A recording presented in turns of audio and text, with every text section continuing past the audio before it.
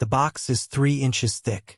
Adamantium, psychically sealed, warded with sigils that predate the Imperium itself. It sits in a vault beneath the Imperial Palace on Terra, protected by locks that require 7 different keys held by 7 different custodians who are never allowed in the same room together. Inside the box is a single piece of parchment. On that parchment are exactly 841 words written in the Emperor's own hand. No one has read them in 10,000 years. Not the High Lords, not the Fabricator-General, not even the Captain General of the Adeptus Custodes opens that box unless one specific condition is met. The condition is simple. The Imperium must be ending. Not losing a war. Not facing a crisis. Ending. Total collapse. The kind of apocalyptic scenario where every other option has failed and humanity's extinction is measured in hours, not years. Only then does the Captain General break the seals. Only then does he read what the Emperor wrote. And only then does he discover what the Terminus Decree actually says. Here's the terrifying part. The custodians who guard that vault have a protocol. If the Captain General reads the decree and implements it, they're ordered to destroy all records of what it contained.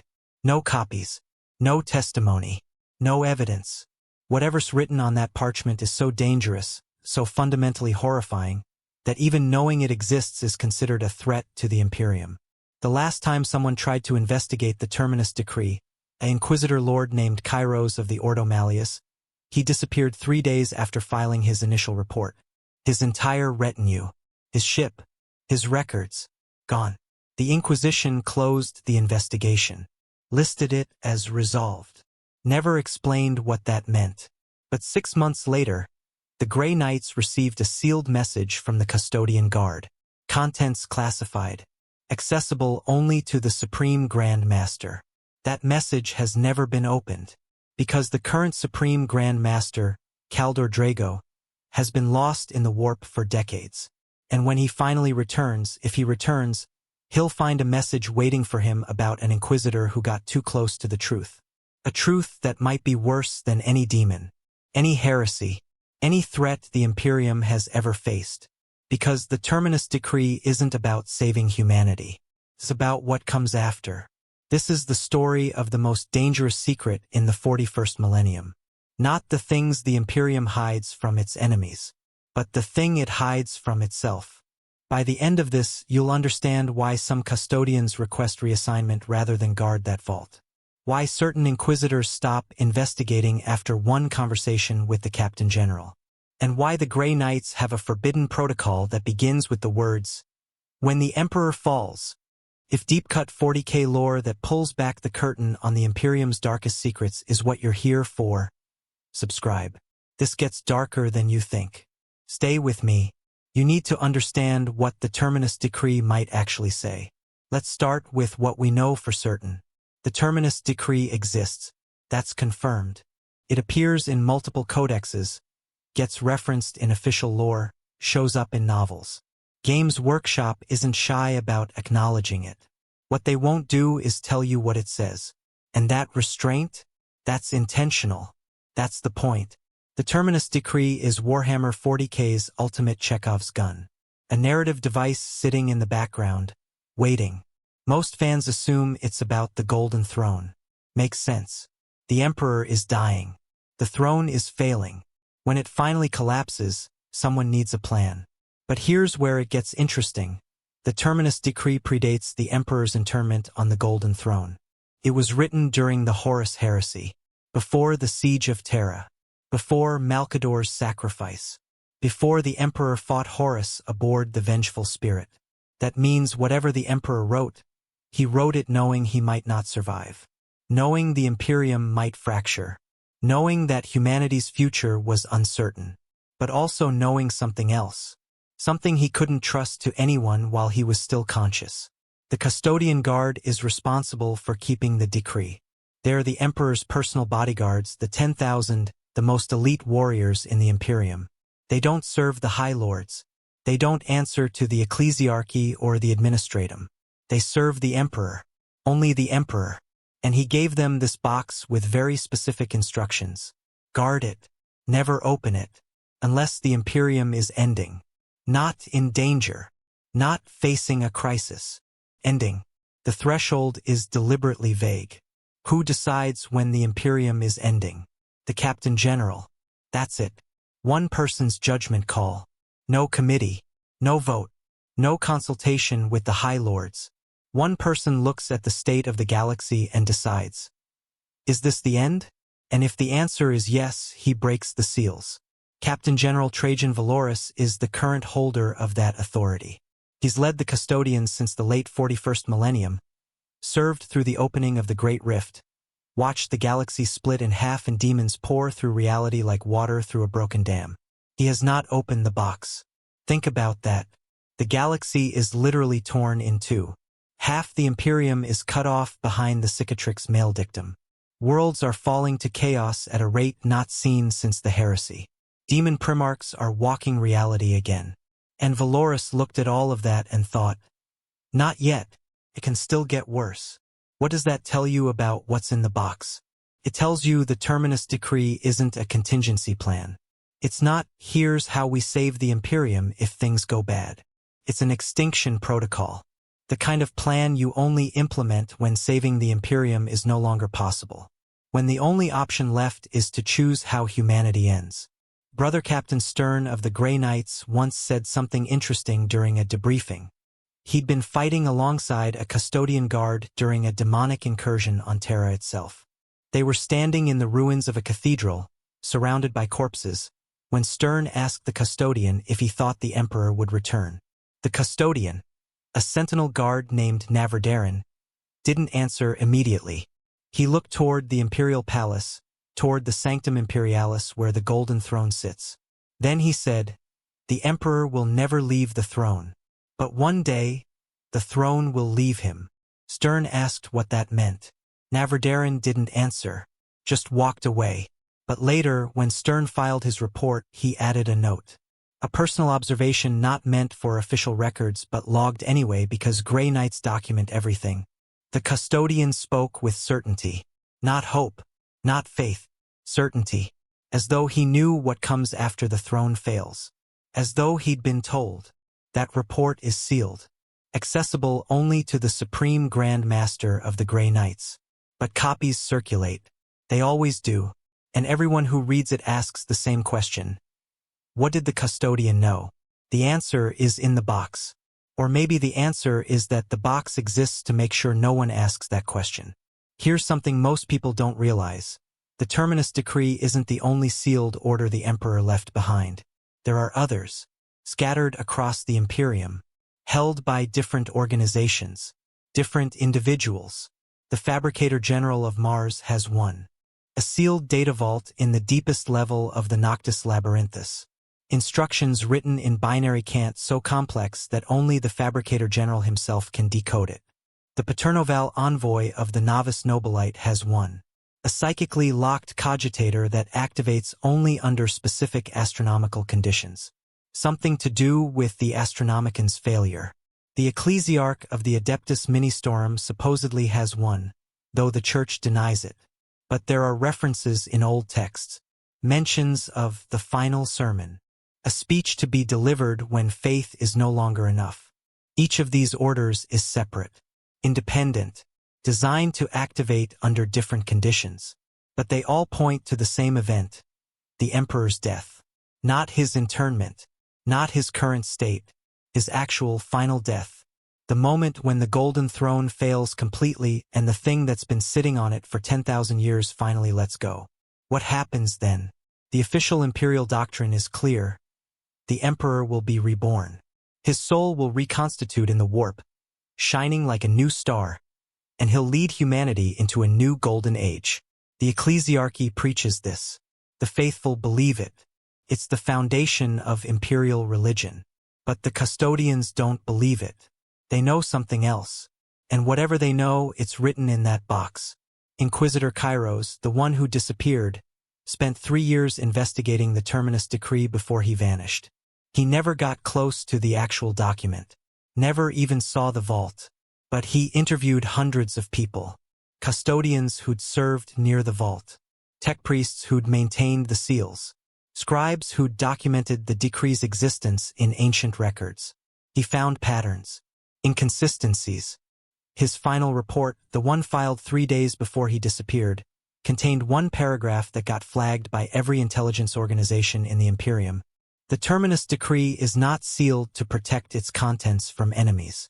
It is sealed to protect the Imperium from itself. Every person who guards that vault knows what's inside, not because they've read it, but because they've been told what to expect if it's ever opened. And that knowledge, that expectation, is enough to ensure they never break the seals prematurely. The decree's power is not in its words. It's in the certainty that reading those words will end everything we've built. 3 days later, Kairos was gone. 6 days later, every copy of his report was destroyed. But the paragraph survived, quoted in other documents, referenced by other inquisitors who'd been briefed on his investigation. And now it exists in the collective memory of the Ordo Malleus like a virus. An idea that can't be killed because it's already spread too far. The idea that the Terminus Decree isn't a contingency plan. It's a confession. An admission from the Emperor himself about what he really is. What he's really been doing on the Golden Throne for 10,000 years. And what happens when he stops. The Custodians guard that confession with their lives. Not because they're loyal to the Emperor, though they are, but because they're terrified of what happens if humanity learns the truth.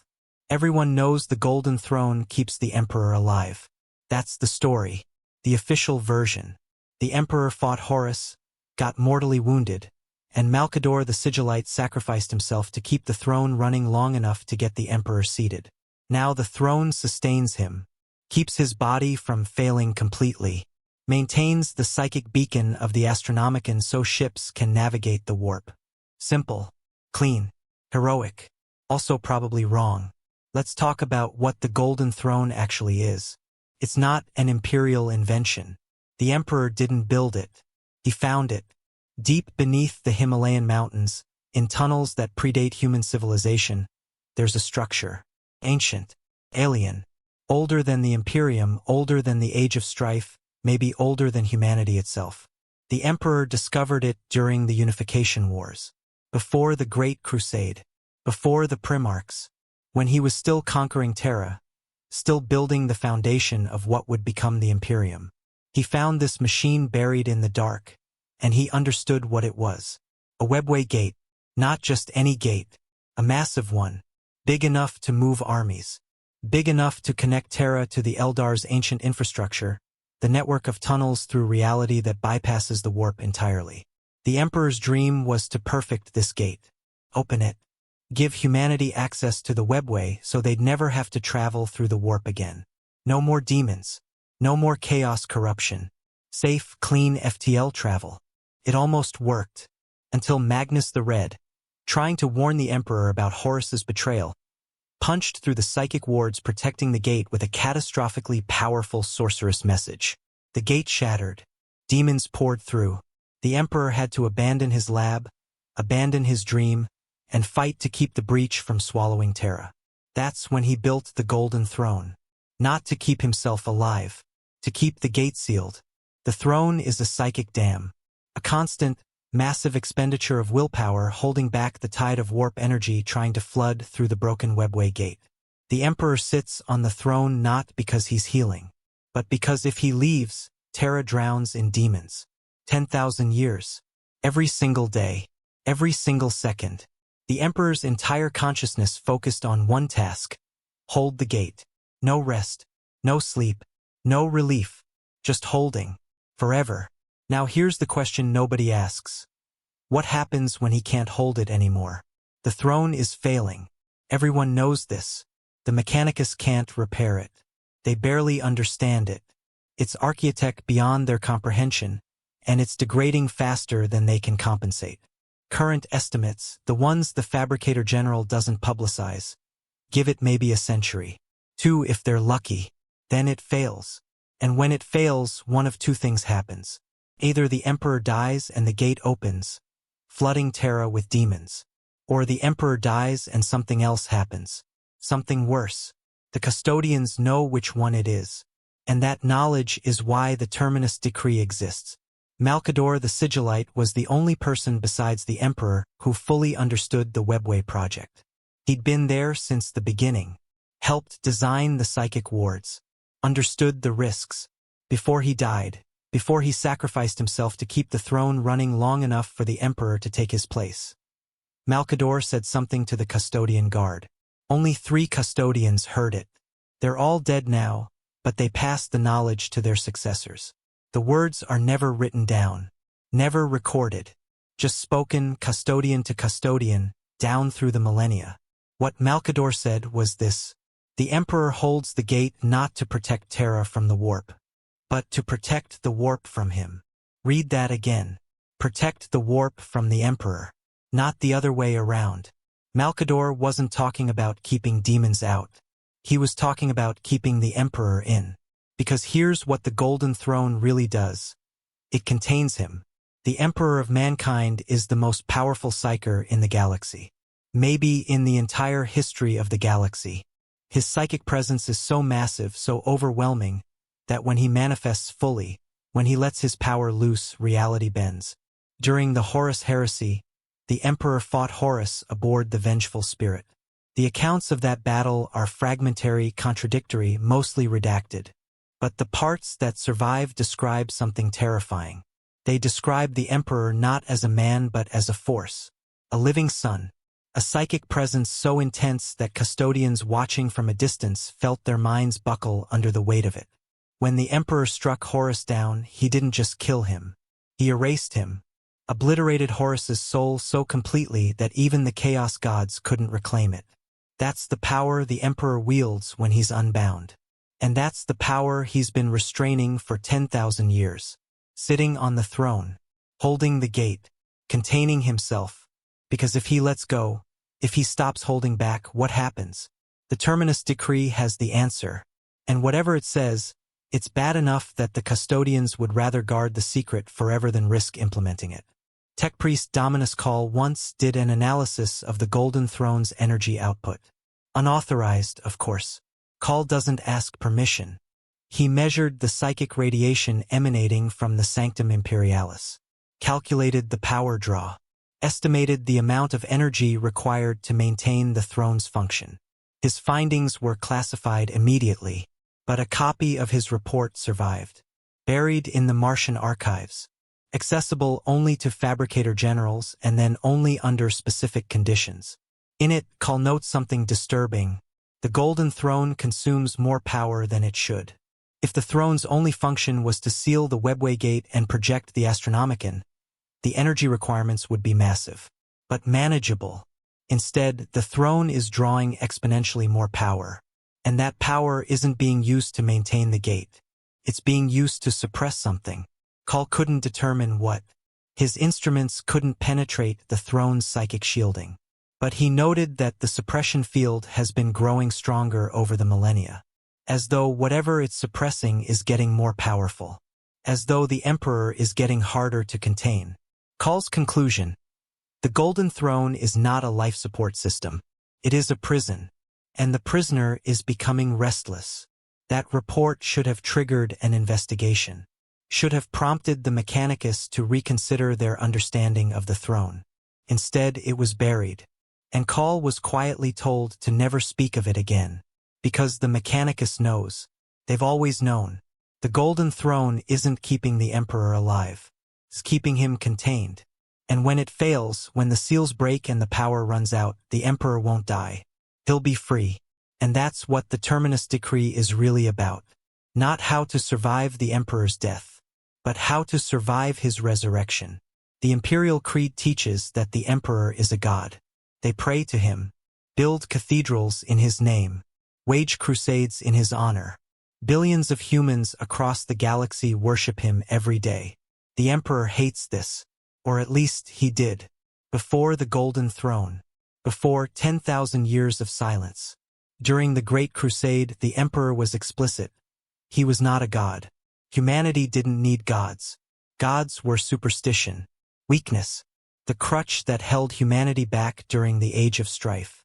The imperial truth, the ideology he built the Imperium on, rejected all religion. No gods, no worship, just science, reason, and the promise of a secular future where humanity controlled its own destiny. Then Lorgar ruined everything. Lorgar, primarch of the Word-bearers, worshipped the Emperor as a god, built temples, conducted prayer rituals, spread the idea that the Emperor was divine. The Emperor hated it. He traveled to Lorgar's perfect city, Monarchia, and ordered it destroyed. Made Lorgar and his entire legion kneel in the ashes while Robot Guilliman's ultramarines stood watch. "You are not gods," the Emperor told them. "I am not a god. We are human. We will always be human. Do not forget this." But Lorgar didn't forget. He just changed who he worshipped. And the rest is history. Here's the thing. The Emperor was right to fear worship. Not because of pride. Not because he wanted to stay humble. But because worship has power in the 41st millennium. The warp is fueled by emotion, by belief, by the collective psychic weight of conscious beings projecting their thoughts and feelings into the immaterium. The chaos gods exist because enough people believe in the concepts they represent. Khorne is real because violence is real. Nurgle is real because despair is real. Tzeentch is real because ambition is real. Slaanesh is real because excess is real. They're not beings in the traditional sense. They're manifestations, embodiments of collective consciousness. And the Emperor knew that if humanity worshipped him, really worshipped him, he would become what they believed. He would become a god. Not by choice, not by design, but by sheer psychic pressure. Trillions of humans across thousands of years, all pouring their faith into the idea of the God Emperor. That faith has to go somewhere. Has been going into the warp, building something, creating something, shaping something in the Emperor's image. For 10,000 years, that process has been accelerating. And the Emperor has been fighting it. That's what the Golden Throne really does. It's not just holding the webway gate closed. It's not just projecting the Astronomicon. It's holding the Emperor's identity together, keeping him human, keeping him separate from the warp entity that humanity's faith is creating. But he's losing that fight. Every prayer strengthens the God form. Every act of faith, every martyr who dies screaming the Emperor's name, every world that burns in his honor. All of it feeds the thing in the warp that's trying to become him. And when the Golden Throne fails, the separation ends. The Emperor and the God entity merge. And the 41st millennium gets its fifth chaos god. Not chaos in the traditional sense. Not aligned with the ruinous powers. But something just as terrifying. A god born from humanity's desperate need for salvation. A god shaped by 10,000 years of warfare, fanaticism, and apocalyptic faith. A god that reflects what humanity has become. Not enlightened, not rational, not secular, brutal, fanatical, uncompromising. The God Emperor of the Imperial Creed isn't a metaphor. He's coming, and he's going to be exactly what humanity deserves. The Grey Knights have a sealed text called the Canticle of Ending. It's not a prayer, not a battle cant. It's a prophecy, written by the Grey Knights' first Grand Master, Janus, one of the 8 Space Marines created directly from the Emperor's own genetic material. Janus knew the Emperor better than almost anyone, fought beside him, served him directly, understood his plan for humanity. And before Janus died, he wrote this: "When the cage breaks, the light will blind us, not with truth, with reflection. We will see ourselves in the Emperor's face, and we will not recognize what we have made. He will be our sin made manifest, our fear given form, our desperation granted power. And he will judge us not for our failures, but for our success." That text is sealed because it contradicts the Imperial Creed. The Ecclesiarchy teaches that the Emperor's return will be glorious, that he'll rise from the Golden Throne, lead humanity to victory, and usher in a new golden age. Janus knew better. He knew the Emperor's return would be judgment, not the kind judgment of a loving God, but the harsh judgment of a mirror showing you what you've become. Brother Captain Arvin Stern, the Grey Knight we met earlier, once asked the Supreme Grand Master what the Canticle of Ending meant. The Supreme Grand Master at the time, Geronton, killed during the First Demon War, answered with a question: "If the Emperor returns and looks at what humanity has built in his name, The Imperium's cruelty, its oppression, its worship of suffering and sacrifice. Do you think he will be pleased? Or do you think he will understand that we have failed him so completely that we deserve what comes next? Stern had no answer. Neither do the rest of the Grey Knights. Because they know the truth. The Emperor didn't want to be a god. But humanity made him one anyway. And gods in the 41st millennium are not benevolent. They're manifestations of the emotions that created them. The God Emperor will be a manifestation of humanity's 10,000-year trauma. Its desperation, its fear, its willingness to sacrifice anything and everything in the name of survival. That's not a savior. That's a monster. And the Terminus Decree is the Emperor's final instruction on how to deal with it. Because he knew, even before he sat on the golden throne, even before Horus's betrayal, he knew that if humanity worshipped him, if they made him a god, the result would be catastrophic. So he wrote down what to do, and he sealed it in a box, and he gave it to the Custodians with one instruction: only open this when everything else has failed. Not to save the Imperium, but to end it before the God Emperor rises. The Adeptus Custodes doesn't recruit. They don't take volunteers. They don't accept transfers from other organizations. You can't earn your way into the 10,000 through valor or skill. You're chosen, as an infant, from the noble houses of Terra. And from that moment forward, you cease to be whoever you were going to become. The transformation process makes space marine creation look gentle. Gene forging that goes beyond even Primaris modification. Psycho-conditioning so intense that by the time you're old enough to hold a guardian spear, you've forgotten your birth name, your family, everything that connected you to normal humanity. You become a living weapon, the Emperor's personal guardian, immortal for all practical purposes, strong enough to fight entire squads of Astartes, fast enough to see bolter rounds in flight, and absolutely, utterly loyal. Not blind loyalty, not the fanaticism of the ecclesiarchy or the dogmatic faith of Space Marine chapters. The Custodians are loyal because they understand. They're enhanced not just physically but mentally. Each one is a genius, a philosopher-warrior who spent centuries contemplating the Imperium's purpose, humanity's future, and the Emperor's grand design. They don't follow orders they don't comprehend. They follow them because they've thought through every implication and agreed. That's what makes them perfect guardians for the Terminus Decree. They understand what they're protecting. They know the stakes, and they've chosen to carry that burden anyway. Captain General Trajan Valoris has served for over 2 centuries. He's fought in more campaigns than most chapter masters. Led the Custodians during the opening of the Great Rift. Stood on Terra's walls when demons breached reality and tried to tear through the Imperial Palace itself.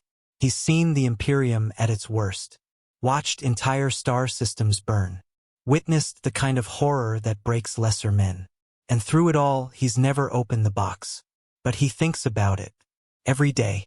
There's a recording, unauthorized, leaked by a servitor whose cogitator malfunctioned and dumped memory logs before being decommissioned, of Valoris standing in the vault where the Terminus Decree is kept. He's alone.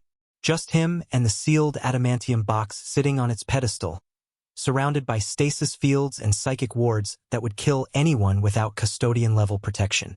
In the recording, you can hear him breathing. Slow, steady. The way someone breathes when they're trying to calm themselves. Then he speaks. Not to anyone else. Just out loud. I know what you wrote, he says. I know what you want us to do. And I understand why. But I keep hoping, praying, though you'd hate that word, that there's another way. That maybe you were wrong. That maybe humanity can surprise you.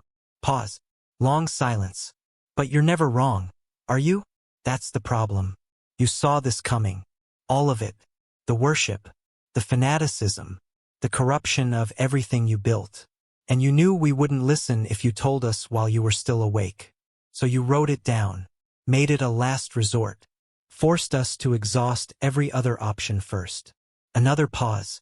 I wonder if you knew how hard it would be. Guarding a solution we can't use. Living with the knowledge that salvation exists 3 inches away but we can't reach for it until everything else is gone. It's cruel. But then you always were. In your kindness. In your vision. You were cruel because you had to be. The recording ends there. The servitor's memory log corrupted. But that recording circulates among the custodian guard now. Passed from shield captain to shield captain. Not officially, not as doctrine, but as reminder. A reminder that their captain general carries the same burden they do. That he's thought through every scenario, every possibility, every alternative. And he still won't open the box. Because whatever's written inside, it's not a plan they can live with. It's a plan they can only die with. The custodians who guard the vault rotate every decade. Not because they need rest. Custodians don't tire like normal humans. They rotate because proximity to the Terminus Decree changes you. Not corruption. Not chaos taint. Just awareness. The box is psychically active. Not in an obvious way. It doesn't radiate. Doesn't broadcast. But it hums. A frequency at the very edge of perception. Like standing next to a machine you can't quite hear but you know is running. The custodians who spend years near that hum start to understand things they shouldn't. They have dreams. Not metaphorical dreams. Actual sleeping visions which shouldn't happen because custodians barely sleep. In those dreams they see the Emperor. Not as he is now, a corpse on a throne. But as he was. Walking. Talking. Human. And he's explaining something.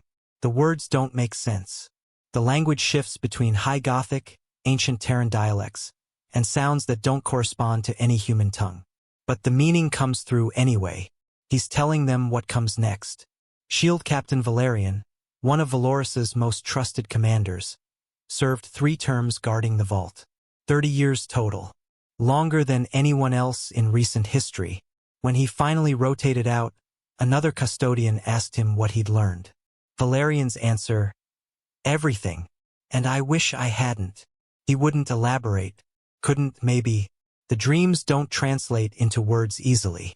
You understand while you're having them, but when you wake up, the meaning slips away like water through fingers. What remains is certainty. Certainty that the Terminus Decree is necessary. That the Emperor wasn't guessing or speculating. That he saw the future with perfect clarity and left instructions for the only scenario where those instructions would matter. And certainty that following those instructions will hurt worse than anything the Imperium has endured so far. Valerian served another century after leaving the vault. Fought in the Indomitus Crusade. Killed chaos champions and demon princes. Distinguished himself in ways that should have earned him a place in history. Then, without warning, he requested assignment to the Dark Cells. The Dark Cells are a prison beneath the Imperial Palace. Deeper than the vault. Deeper than anything. A place where the Imperium locks away things that can't be killed but can't be allowed to exist. Demon weapons.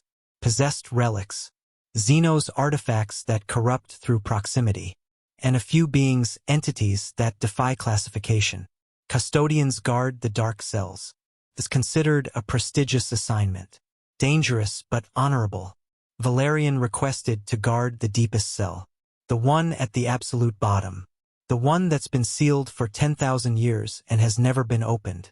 When asked why, Valerian said, because what's in that cell and what's in the vault are connected. And when the vault opens, someone needs to be standing at the cell to make sure nothing else escapes. No one knows what's in that cell. Not even the Captain General. The records were destroyed during the Horus Heresy. The only evidence it exists is the door. And the fact that 6 different psychic wards surround it. Each one powered by a separate system. Each one designed to fail-safe in a way that ensures the cell stays sealed even if Terra itself is destroyed. Valerian guards that door now. He's been there for 60 years. And he's never left his post. Not once. The other custodians bring him supplies. Sometimes they try to talk to him. Ask how he's doing. Whether he needs rotation. Valerian always says the same thing. Not yet. When it's time, I'll know. They don't push. Because custodians understand duty. Understand that sometimes a warrior chooses his post and stays there until death or victory. But they also understand that Valerian knows something. Something he learned in the vault. Something that connects the Terminus Decree to whatever's locked in that cell. And that knowledge has sentenced him to eternal vigil. Here's what makes the Custodian's burden unique. They're not protecting the Imperium from the Terminus Decree. They're protecting the Imperium from hope. Because if people knew the decree existed, if they knew there was a contingency plan for the Emperor's death, they'd demand it be opened.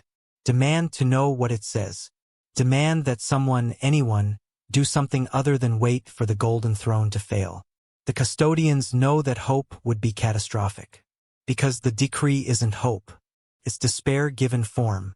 It's the Emperor's admission that he built the Imperium on a foundation that can't sustain itself. That humanity's survival requires something so terrible, so fundamentally opposed to everything he tried to achieve, that it can only be implemented when there's no other choice. When humanity is so desperate, so broken, so completely out of options that even the unthinkable becomes acceptable. The Custodians live with that knowledge. Carry it like a weight on their shoulders. They watch the Imperium struggle, watch it bleed, watch it teeter on the edge of collapse. And they can't help, because helping would mean revealing that there's a solution. And revealing the solution would mean explaining what it costs. And the cost is too high for anyone to pay while there's still hope left. Shield Captain Tyvar once described it like this during a private conversation with a fellow custodian. We are the guardians of despair. We stand watch over the Emperor's final admission that he couldn't save us, that he could only delay the inevitable. And our duty is to ensure that humanity fights to the absolute last breath before accepting that truth. Because once they accept it, once they open that box and read what's inside, there's no going back. The Imperium as it exists as an idea, as a promise, as a dream ends, and something else begins. Something none of us will recognize. The other custodian asked what that something might be. Tyvar didn't answer for a long time. Then, the Emperor's final punishment, for failing to heed his warning, for turning him into a god, for building an empire of suffering in his name. He left us instructions on how to finish what we started. And when we follow those instructions, we'll understand that everything, all of it, was a mistake. And we'll have to live with that knowledge for however long we have left. That conversation was never supposed to be recorded. But a servo-skull documenting the palace's daily activities caught it. The recording was flagged for deletion. It wasn't deleted. Some custodian with access to the archives, kept it, made sure it survived. Because even custodians need reminders. Need to hear that others share the burden. That the weight isn't theirs alone. They pass the recording between them like a prayer. Listen to it when doubt creeps in. When the waiting becomes unbearable. And then they return to their posts. Stand watch. Keep the secret. Because that's what they were made for. Not to fight.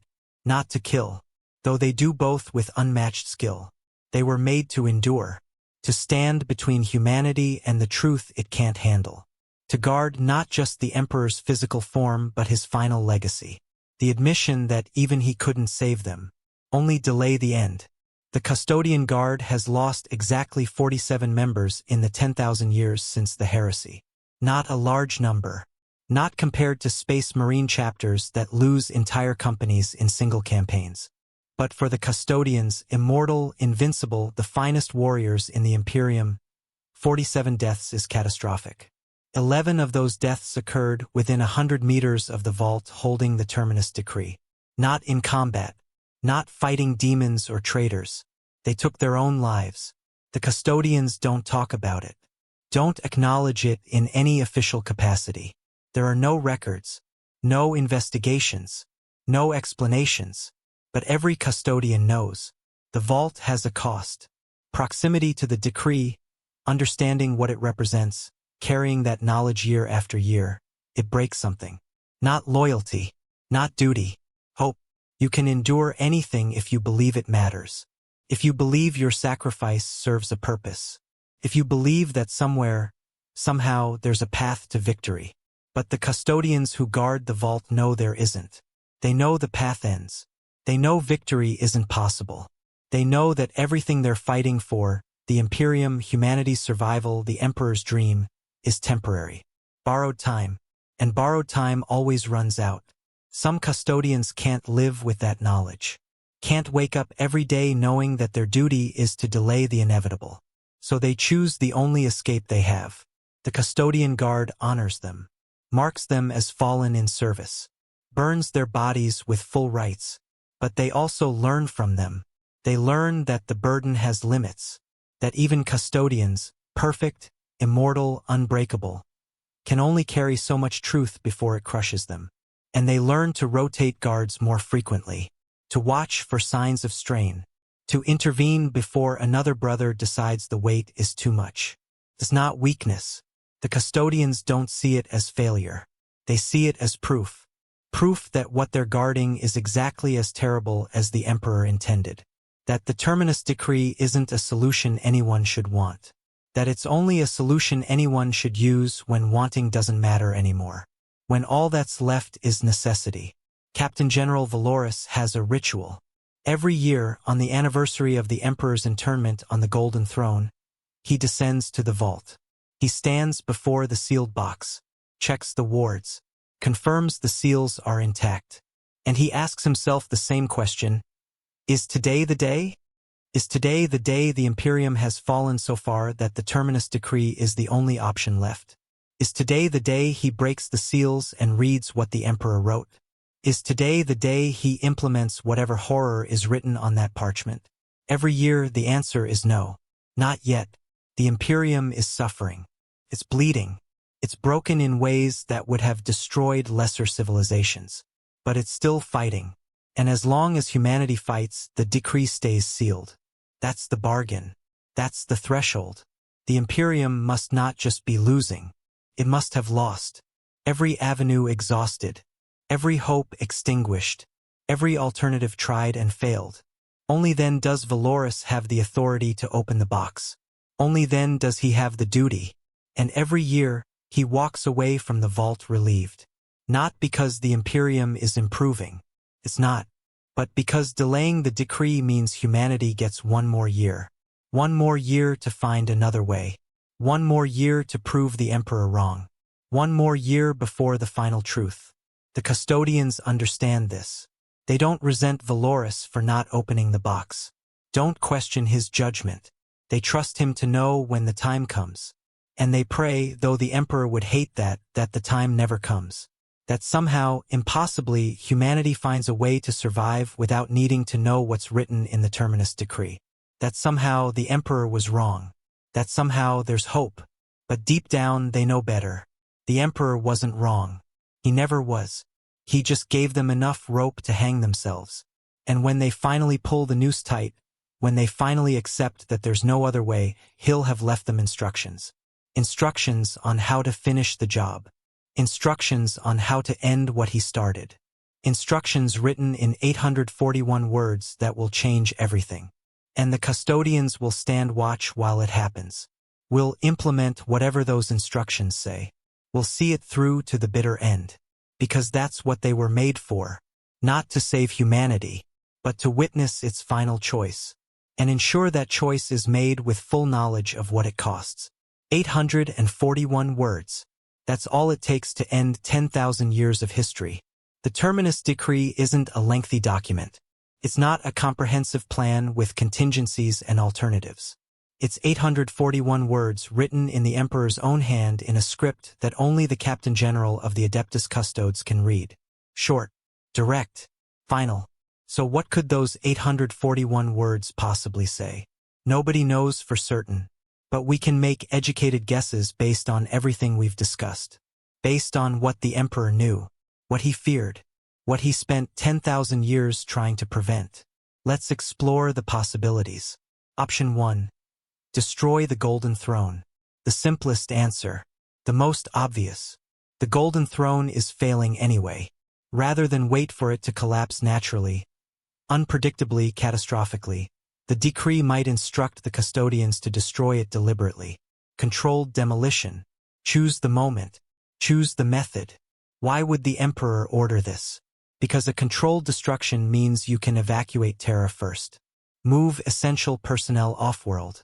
Prepare the Imperium for what comes after. When the throne fails naturally, Terra becomes a demon world overnight. The broken webway gate vomits forth every horror the warp has been storing for 10 millennia. The Imperial Palace, the heart of the Imperium, becomes a chaos stronghold. But if you destroy it deliberately, you can do it on your terms. Evacuate the planet. Move the administratum to Macridge or some other fortress world. Set the throne's reactor to overload in a way that seals the webway gate permanently instead of just breaking it further. Terra dies. The Emperor dies. But the Imperium survives. It's pragmatic. It's brutal. It requires sacrificing the most sacred world in the Imperium and admitting that the Emperor's physical form is already gone. But it's survivable. The problem with this theory is too clean. If that's all the decree says, why the secrecy? Why the psychic seals and the adamantium box and the custodians who kill themselves rather than live with the knowledge? Destroying the Golden Throne is tragic. But it's not unthinkable. The Imperium has sacrificed worlds before. Trillions of lives lost in exterminatus events. What's one more planet, even if it's the holiest one? No, the Terminus Decree has to be worse than that. Option 2. Kill the Emperor. Not let him die. Kill him. There's a difference. If the Golden Throne fails naturally, the Emperor's death is passive. He finally lets go. His body fails. His soul departs. But what if he can't let go? What if the Golden Throne isn't just containing him? What if it's also preventing his death? Remember Malkador's words. The Emperor holds the gate not to protect Terra from the warp, but to protect the warp from him. If the Emperor is too powerful to die naturally, if his psychic presence is so massive that even without a functioning body he'd persist as a warp entity, then maybe the throne isn't life support. Maybe it's a psychic anchor, keeping him bound to his physical form, preventing his ascension. And maybe the Terminus Decree instructs the Custodians to sever that anchor, to kill the Emperor deliberately. Not with weapons. You can't kill something that powerful with physical force, but with psychic ritual. With a carefully designed sequence of events that would force his soul to separate from his body completely. The Grey Knights would be involved. All 1,000 of them. A psychic working of unprecedented scale. A ritual that would require sacrifices measured in the millions. Psykers burned out like candles. Entire planetary populations offered up to create enough psychic pressure to push the Emperor's soul out of his body and into the warp. Why would he order this? Because if he's killed correctly, with proper psychic safeguards, his soul doesn't just drift into the warp. It's directed and weaponized. The Emperor becomes a psychic bomb, a weapon detonated in the heart of the Imperium. His death causes a warpquake so massive it disrupts the Chaos Gods themselves, wounds them, maybe even destroys them. It's the ultimate sacrifice. The Emperor dies not to save humanity but to hurt chaos so badly that humanity gets a chance to rebuild. Mutually assured destruction on a cosmic scale. The problem with this theory: the Emperor already had that chance. During his fight with Horus, he could have unleashed his full power. Could have burned himself out in a psychic detonation that would have crippled chaos. He didn't. He held back. Used just enough power to destroy Horus and then let himself be interred on the Golden Throne. Why hold back if the plan was always to detonate anyway? Unless holding back was the point. Unless the 10,000 years on the Golden Throne have been preparation. Charging. Building up psychic potential until the moment of detonation would be exponentially more devastating. Maybe that's what the throne really does. Not contain him. Store him. Like a psychic battery charging over millennia. And the Terminus Decree is the instruction manual for how to discharge that battery. It's terrifying. It's apocalyptic. It requires murdering the Emperor and trusting that his death will hurt chaos enough to matter. But it's still not the worst option. Option 3. Become the 5th Chaos God. This is the one nobody wants to say out loud. We've already discussed how humanity's faith has been building a god entity in the warp. How 10,000 years of worship has created something in the Emperor's image. What if the Terminus Decree acknowledges this? What if the Emperor wrote, "When the throne fails, I will become what you've made me. And when I do, you must ensure I serve humanity's interests, not my own." In other words, weaponize the God Emperor. Let the transformation happen. Let the Emperor ascend into full godhood. But do it in a controlled way. With safeguards, with restrictions. The Grey Knights would perform the ritual.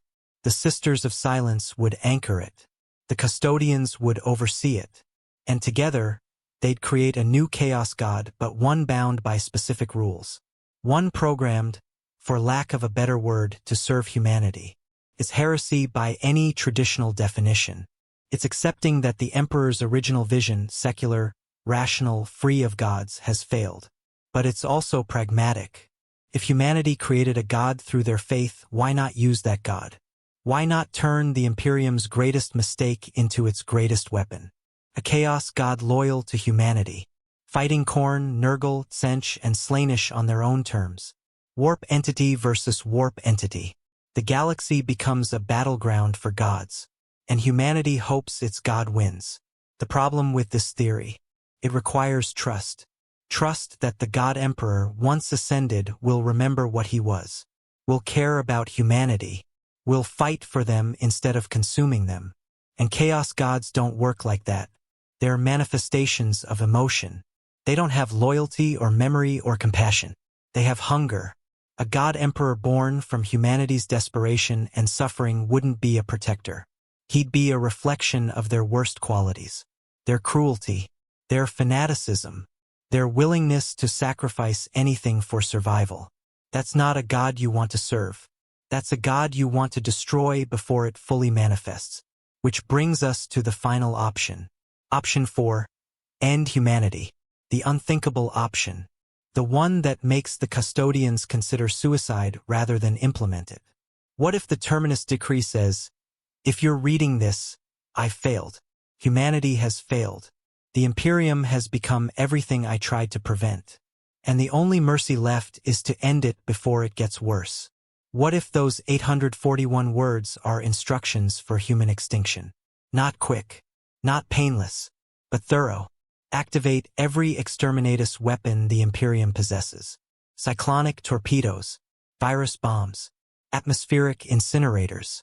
Launch them simultaneously at every major human world. Trillions dead in hours. The Imperium's infrastructure collapses.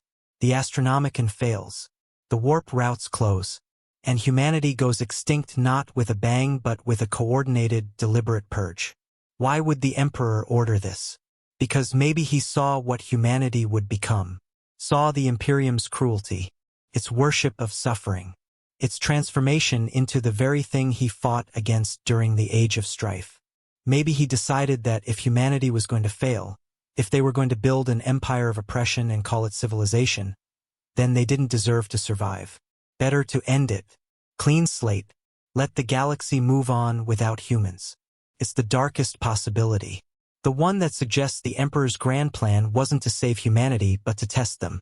And if they failed the test, the answer wasn't redemption. It was extinction. The Custodians would resist this. Of course they would.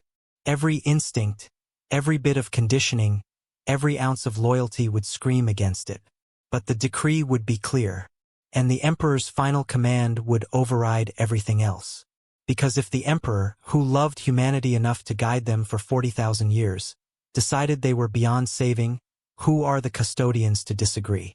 This is the option that breaks them. This is why 11 Custodians took their own lives near the vault. Because they've pieced it together. They've felt the psychic hum of the decree. They've had the dreams. They understand what the Emperor might have written. And they can't live with the possibility that their purpose, their entire existence, might culminate in humanity's execution. Not by chaos, not by Xenos, but by their own hand, following the Emperor's final order. That's despair. That's the burden too heavy to carry. And that's why the decree must never be opened unless there's absolutely no alternative. Because once you read it, once you know what it says, you can't unknown it. You can't pretend there's hope. You can only follow orders. And hope that the Emperor was wrong. Shield Captain Tyvar once said something that haunts every Custodian who heard it. The Terminus Decree isn't a contingency plan. It's a confession. The Emperor's admission that he built the Imperium on a foundation of lies. That he promised humanity salvation but couldn't deliver. That everything we fought for, everyone who's died in his name, was part of a plan that he knew would fail. And when we open that box, we'll find out exactly how he wants us to clean up his failure. And I suspect we won't like the answer. That statement was supposed to be private, but it leaked, spread among the Custodians like a virus. Because it rings true. The Emperor was many things. Visionary, warrior, scientist, tyrant. But he was also human. And humans make mistakes. The Imperium is his mistake.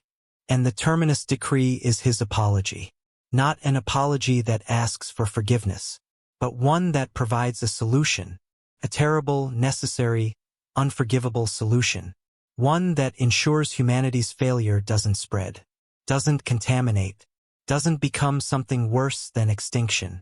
The Custodians guard that solution, not because they believe in it, but because they understand that some choices are too important to make lightly, that some decisions require absolute certainty that every other option has failed, that some truths must be delayed as long as possible because once revealed, they can't be taken back.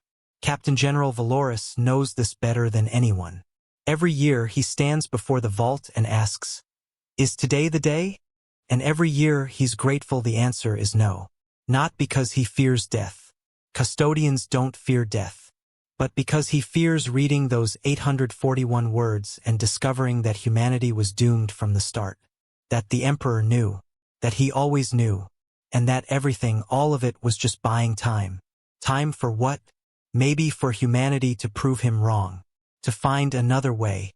To transcend their limitations and become something worthy of survival. Or maybe just time to suffer. To experience the full weight of their failure. To understand exactly what they've lost before the end. The Terminus Decree holds the answer. And as long as it stays sealed, humanity can pretend the answer might be kind. Might be hopeful. Might be something other than the Emperor's final judgment. But when the seals break, when the box opens, when those 841 words are finally read, humanity will learn the truth.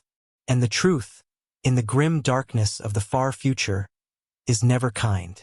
So what is the Terminus Decree? Is it instructions to destroy the Golden Throne? To kill the Emperor? To weaponize his ascension? To end humanity entirely? We don't know. We can't know. And that's the point. The Terminus Decree exists as the ultimate mystery. The final unanswered question. The thing that hangs over the Imperium like a sword suspended by a thread. Is both salvation and damnation. Both hope and despair. Both promise and threat. It's proof that the Emperor had a plan for the worst-case scenario. But also proof that he couldn't prevent that scenario from arriving.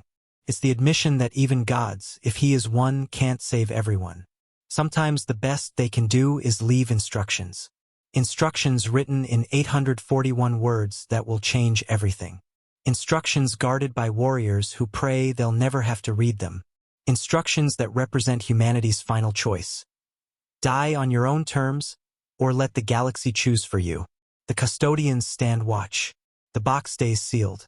The Imperium bleeds. And somewhere, deep in the warp or deep in the Golden Throne or deep in whatever passes for the Emperor's consciousness after 10,000 years of torment, he watches.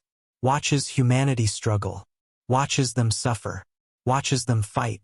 And wonders if they'll prove him wrong. If they'll find another way. If they'll survive without needing to know what he wrote. Or if, eventually, inevitably, the Captain General will descend to the vault, break the seals, and discover that the Emperor's final gift to humanity was the truth. The terrible, unforgiving truth. That he couldn't save them. He could only give them a choice, and hope they'd be strong enough to make it. The Terminus Decree isn't about the Emperor's fate. It's about humanity's. And the fact that we don't know what it says, that might be the only mercy left.